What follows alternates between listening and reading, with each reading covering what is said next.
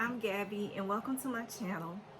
This video is part 3 of the 3-part series on how to get an immigrant visa for your spouse who lives abroad. If you missed the other 2 videos that I posted, please, you can check them out here. They'll be linked in the cards above and in the description below. So today's video is about preparation for the immigrant visa interview. So this is all, you're almost at the end of the road at this step. So what happens is NVC will schedule the interview with the US Embassy in the country that your spouse lives abroad in. NVC will send you an immigrant visa interview appointment letter via email or physical mail. And that letter will outline specific steps that you will need to do to prepare for the interview, and most importantly, give you the date and time of your interview. Now, there's 3 action items that you must complete in preparation for the interview. So we're going to go over those 3 things, as well as I'm going to give you some tips that I felt helped me and my husband. Okay, so first action item that you must do is you have to schedule your medical exam. Medical exams are needed prior to having your interview. Now, you can't just schedule these medical exams with anyone, with any doctor. NVC has a specific panel of physicians that they have selected for you to use. On that letter, they're going to direct you to the nvc.state.gov/interviews website, and there it'll give you specific instructions for your country. Here's what the NVC website looks like. You'll scroll down and select the US Embassy where you will be having your immigrant visa interview. Here I selected Accra, and as you scroll down, it will tell you the medical exam instructions for your country. Here it shows you the list of approved physicians for Accra. You will simply call the number provided to get the cost of the medical exam and to schedule your medical exam. On this page, you can also find information as what to expect during and after the medical exam, as well as pre-interview checklists, so you know exactly what you need to bring with you to the interview. Please read this carefully for your specific embassy so you'll know exactly what you need. And then your action item number 2 is some countries require that you register with a courier service like DHL. This is where you'll go pick up your visa once it's been approved. So you'll have to go to that courier service to pick up the visa. Not all countries require it, but if you read that your letter, read your information for your specific country and embassy, it'll tell you if you are required to register and exactly how to go about it. It'll give you step-by-step instructions for registering with the courier service if your country requires that. And the third thing that you must do in order to prepare for your immigration visa interview is to gather all your documents. On that interview letter that NVC sends, it specifically says that all the documents that you submitted to them should have been copies of the original, and you will need to take those original copies, the physical original copies, with you to the interview. Those things like your marriage certificate, your birth certificate. But my tip to you is, I've said this in my previous other 2 videos, to make an identical copy of everything that you submitted to USCIS and to NVC. Make a copy. Now, when my husband and I were submitting for his visa, when we did step 1 with USCIS, there was no way to do it electronically. We had to physically fill out the form and mail it in. I created a physical packet with the applications, our evidence, our marriage, all copies of those things. So when I did that, utilizing the advice on visajourney.com, I created 2 copies of everything. I kept one for myself and one that I gave to my husband. So do that for yourself as well. Even though you're doing the petition online, you can print out everything that you submit. So make a printout of everything, the actual visa petition application itself, and all your other evidence. make copies of it and put it together in a nice binder. I was trying to look for my binder because I really wanted to show y'all what it looked like, but I have no idea where it is. Just make sure I had a copy of everything to give to my husband, so when he went to the interview, if God forbid if something got lost and they were questioning it, he could just pull it out his stack and say, here you go. So I'm going to give you some other tips and suggestions from the experience of my husband and I. But first, I want to put out this disclaimer. As you are aware and can see, I am not an immigration attorney, nor do I claim to be one. This is in no way legal advice, just my experience and things that I found that was helpful to us that I feel that may be helpful to you as well. Okay? Let me say this. There is no way to know exactly what the officer is going to ask you in this interview. You can go online and Google like sample interview questions, but you're really not going to know. They can ask anything. It can be random questions. It can be anything. But for the most part, you know it's going to be about your relationship. So it's going to be questions like, how did you meet? Where did you meet? When did you get married? Who was there? They're going to ask you questions about your spouse. What's your spouse's name? Your spouse's age? Where does your spouse work?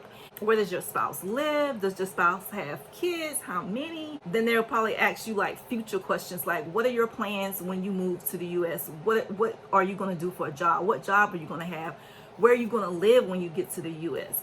Or it can be random questions like, for instance, with my husband, they asked my husband, why I never married? Why I was never married. He was like, what? It was the will of God. I don't know why. So it's just, questions. It can be anything. It just depends on the officer. You can prepare, and I would suggest that take time out with your spouse and like go over those questions that can possibly come up to kind of like practice. But again, you're never going to know for sure what they can ask you. I would say this, keep in mind that whatever the officer is asking, the questions that they're asking you most likely are going to come from what you submitted, your evidence, the things you submitted. So they're looking to see if you're going to be forthcoming and truthful, if things match up. So the tip is always to be honest and upfront. Don't try to hide anything. There should be no reason if this is a legitimate marriage anyway. Be confident. This is your story. Who can tell it better than you? And also try to look the officer in the eye. Don't be like looking down like you're hiding something. Try to look him in the eye. If you don't know the answer, simply say you don't know. Just be truthful with it. Also, I would suggest try not to dig a hole for yourself. If there is a question that the officer asks that requires a yes or no answer, give a yes or no answer. You don't need to go on and on a tangent. If your answer that you give, the officer feels isn't enough information, allow him to ask you for more information. Let your answers be simple, precise, and to the point. I will also suggest, if you feel as though you have red flags in your case, go ahead and prepare a response to those questions that may come up about those red flags, possible questions that you think. Whatever you submitted prior should have submitted things prior that responded to those red flags anyway, but in case you did not, go ahead and have your answer ready for when that question comes up. Also, if you did not present evidence that could respond to that red flag, I would suggest you bring in that evidence with you if you can to the interview. I'll give you a perfect example. In my case, I was only able to visit my husband one time, and that's because I fell ill and I wasn't able to travel after that. I had an illness that didn't allow me to travel, and I knew that was going to be a red flag for us. So what I did was I gave my medical documentations that explained what my illness was and why that I could not fly, and I gave that to my husband to take with him to the interview. And that question did come up. The officer did ask, why did your wife only visit one time? And my husband was like, oh, she got sick. She has a medical condition where she can't travel. I have the paperwork with me. Do you want to see it? Of course, the officer, he was like, no, I don't need to see it. But that's just an example of have your response and your evidence ready to rebuttal those red flags. And also I wanted to point out that within our evidence that we did submit, there were chat messages when I was in the hospital between my husband and my mom, my husband and my sister, talking about my condition. After I got out of the hospital, there was conversations I had with my husband about, you know, doctor's appointments and things of that matter. So that was in there showing that I did feel ill. So that was kind of like evidence that I submitted, but I included more evidence to support that. So that will be my suggestion to you as well. So of course you can take additional evidence with you to the interview. Like I said before, that when you go to the interview, they'll even ask you. I know in my husband's case, when he got there, the lady at the window asked, you know, do you have any additional evidence that you would like to submit at this time? So they do give you the opportunity to do that. I don't know if that question will be asked of you, but you can still take it with you to present whenever the opportunity presents itself. All those questions they're asking, I guarantee you, is based on what you presented. So you got to know what you presented. Make sure your spouse knows everything that you sent to them. That they should already have a copy of everything you sent, so they are aware of every piece of information that's in the application, because those questions are going to come from what was submitted, what you presented to them. So the majority of the questions they're asking, they already know the answer. They're just looking to see, are you going to give them the answer that's on the paper, or are you going to come up with something different? And if you do that, that's going to be a red flag for them. And also my husband, when he went for his interview, he was saying the officer was like giving like questions back to back that he had to respond to. And at one point my husband hesitated on one of the questions. I can't remember.